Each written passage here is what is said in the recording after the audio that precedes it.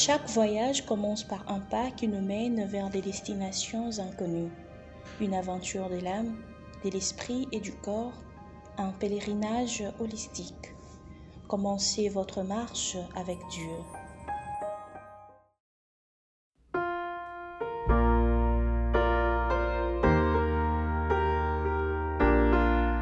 Bonjour chères familles et chers amis de la communauté sans frontières.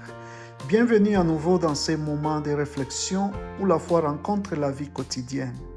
Le thème d'aujourd'hui est l'intercession audacieuse avec feu. C'est basé sur le livre d'Exode 32, 11 à 14.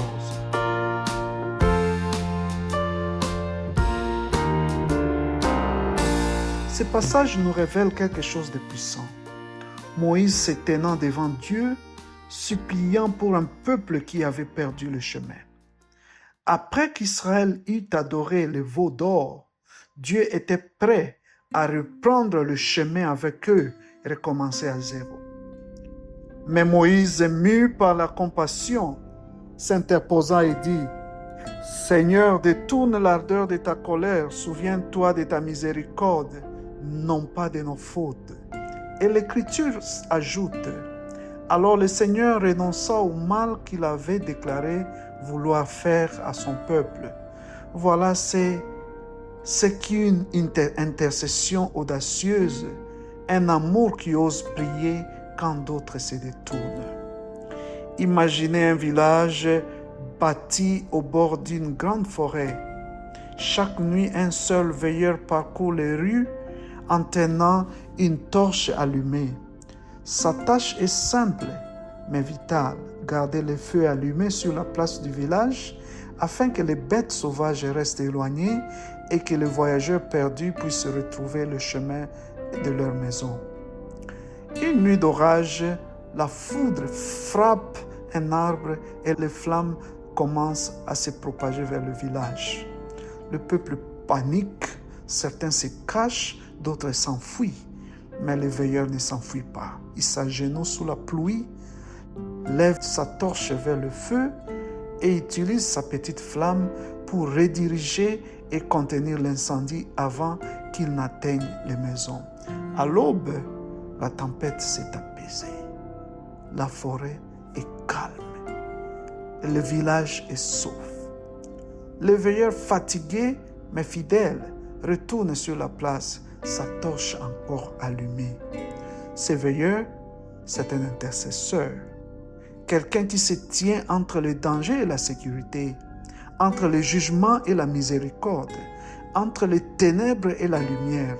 Sa torche représente le feu du Saint-Esprit, une flamme qui refuse de s'éteindre.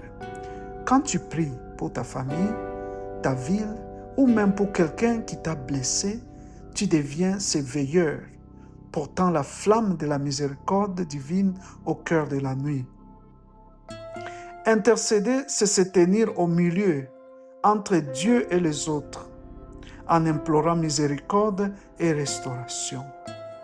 Moïse intercéda pour Israël, Abraham intercéda pour Sodome, et Jésus intercède encore pour nous aujourd'hui. Romains 8, 34 et Hébreux 7, 25. L'intercession n'est pas une prière polie, c'est l'amour en action, la foi enflammée. Dans la Bible, le feu symbolise la présence, la sainteté et le pouvoir transformateur de Dieu. Le buisson ardent brûlait sans se consumer. Exode 3. Le mont Sinaï était couvert de feu. Exode 19. À la Pentecôte, des langues de feu reposèrent sur le croyant. Acte 2. Quand l'intercession et le feu se rencontrent, la prière devient une flamme vivante de miséricorde. L'intercession personnelle, prier pour la famille, les amis et les relations quotidiennes, comme Job l'a fait, qui pria pour ses compagnons et fut restauré. Intercession prophétique, c'est prier pour les nations et les villes, comme Daniel l'avait fait, qui confessa les péchés de son peuple et implora la miséricorde pour sa terre.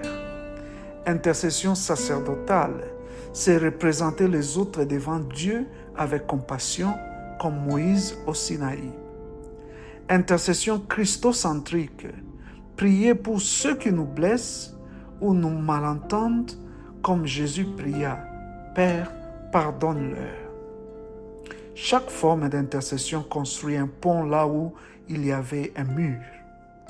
Quand nous intercédons, nous unissons notre cœur à celui de Dieu pour libérer la guérison, la réconciliation et l'espérance dans notre monde.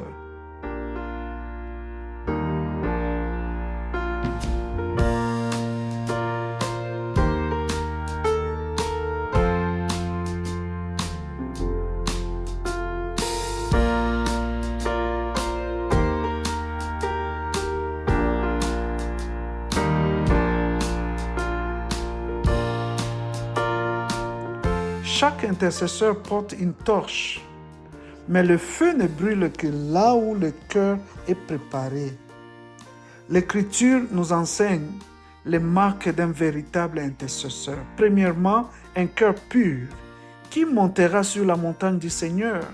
Celui qui a les mains innocentes et les cœurs purs. Psaume 24, 3 à 4. L'humilité donc et l'honnêteté gardent la flamme stable. Deuxièmement, un amour compatissant. L'intercession naît de l'empathie, non du jugement. Quand nous ressentons la douleur des autres, notre prière devient authentique.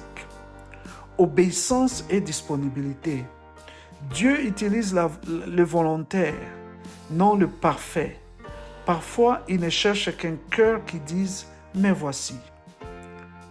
Foi et persévérance. Quatrièmement, les intercesseurs continuent de prier même quand rien ne semble changer. Comme Élie, ils prient jusqu'à ce que la pluie tombe.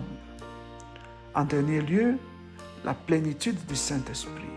L'Esprit donne les paroles, les gémissements et le feu. Sans lui, la prière est froide. Avec lui, elle devient puissante.